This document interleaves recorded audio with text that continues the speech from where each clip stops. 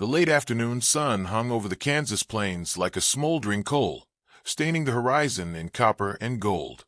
The wind moved slow and hot, dragging the scent of dry grass and dust across the empty field. It was the kind of silence that made a man feel swallowed by the world. And there, in the middle of that empty land, a young woman hung by her wrists and ankles from a wooden A-frame, tied tight, helpless, breathing fast. Her dress fluttered lightly in the lazy breeze. Her hair, once neat, now fell in tangled strands around her face. Her eyes were tired, scared, yet stubborn, holding something fierce behind the fear. And kneeling beneath her was the cowboy everyone in Dodge City whispered about. Elias Boone. A man with a reputation darker than a prairie storm. A man who saved lives, but never for free. A man whose past was stitched with gunpowder, betrayal, and choices nobody dared ask about. He tightened the rope slowly, testing it with a practiced tug. "Stop, please," the woman whispered, voice trembling. Elias froze. Her voice wasn't weak. It wasn't begging. It was pleading with a kind of quiet strength that cut deeper than any bullet. But he still tightened the last knot. Not because he wanted to, but because he had to. Because someone had framed her. Because someone wanted this scene to look like Elias had captured her. Because someone dangerous was watching. And because Elias Boone, for the first time in years, cared about what happened to someone. Her name was Clara Whitlock, a rancher's daughter with a stubborn heart and a fire that matched any Texas outlaw. Everyone in Dodge City knew her father's ranch was under threat. Land thieves wanted it, gang riders circled it, and the law didn't care enough to step in. 3 days ago, Clara disappeared. And today, Elias found her bound and bruised inside an abandoned wagon, a trap set for anyone foolish enough to save her. He was foolish enough. So he carried her out, half-conscious and terrified, and tied her to the frame, not to hurt her, but because he needed the gang watching from the hills to think he was part of the plan. Clara didn't know that yet. Her breath shivered as she looked at him. "Why are you doing this?" "Elias, please. I don't understand." The cowboy swallowed. He didn't like the fear in her eyes. He'd seen a lot of fear in his life, but hers felt different. It felt undeserved. Wrong. "Trust me," he murmured harshly, more to hide the crack in his own voice than anything else. "I ain't your enemy." Clara's breath hitched. "If you're not, then let me down." He didn't answer. Because up on the ridges, hidden in the heat shimmer, Elias could feel the eyes watching him through rifle scopes. He could almost hear the metallic clicks. One wrong move, and Clara would be dead. This was his only play. The wind shifted. Dry grass hissed. A hawk cried overhead like the sky itself held its breath. Elias stood slowly, brushing the dust off his knees. His hat shadowed his eyes as he looked up at her. "Just hold on," he said under his breath. "A few minutes more." Clara blinked away tears, her voice barely breaking through the dry air. "Elias, I'm scared." The truth slipped out of him before he could stop it. "So am I." Their eyes locked. Her trembling stopped, just for a moment. A crackle of something unspoken passed between them. Fear, trust, an unexpected tenderness neither had asked for. Elias stepped close enough that she felt his presence, like a warm shield against the wind. He adjusted one of the ropes, not tightening, but shifting the tension to ease her pain. His fingertips brushed her arm for half a heartbeat. A spark ran between them. Clara sucked in a breath. "Why are you helping me?" she whispered. Elias didn't answer. Not yet. Not with killers listening. Then, a gunshot echoed from the ridge. Clara flinched, gasping. Elias spun, hand dropping to the revolver at his hip. He didn't fire. Not yet. A voice boomed across the plains.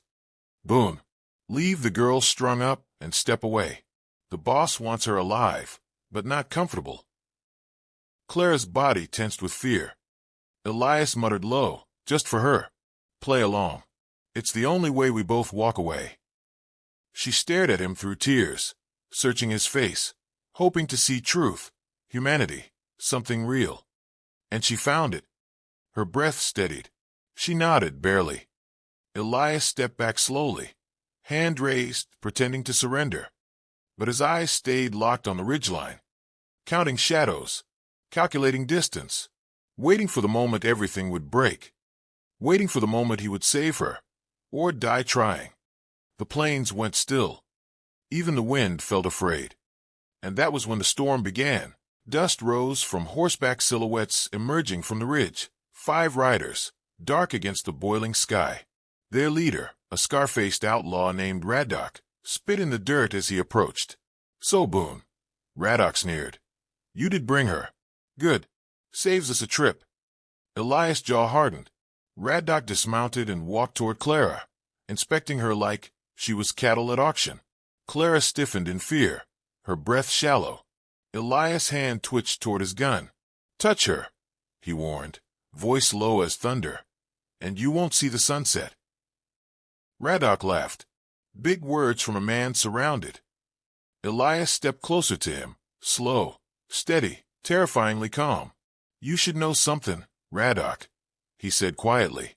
"I don't need to survive to make sure you don't." A flicker of doubt crossed Radok's eyes. "Good." But then Radok grabbed Clara's chin, lifting her face roughly. "You caused a lot of trouble, girl," he hissed. "Your daddy wouldn't sell. And now, he'll bury you instead." Clara gasped.